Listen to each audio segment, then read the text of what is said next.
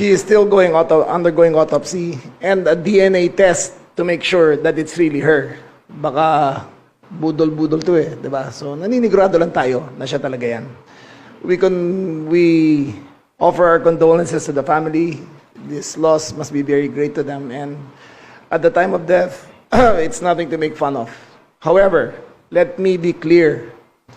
Ang pagkamatay ng isang tao ay hindi ibig sabihin titigil ang gulong ng hustisya. Hahabulin namin ang lahat ng nakoyaman, buhay o patay.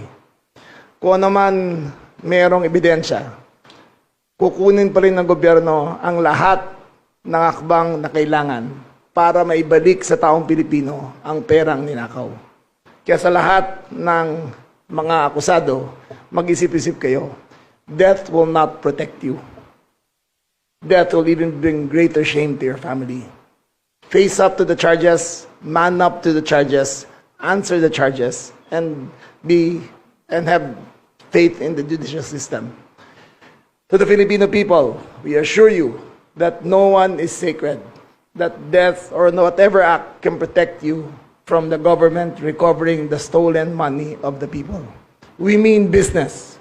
Kukunin namin, babatakin namin, ibabalik sa taong Pilipino ang lahat na ninakaw.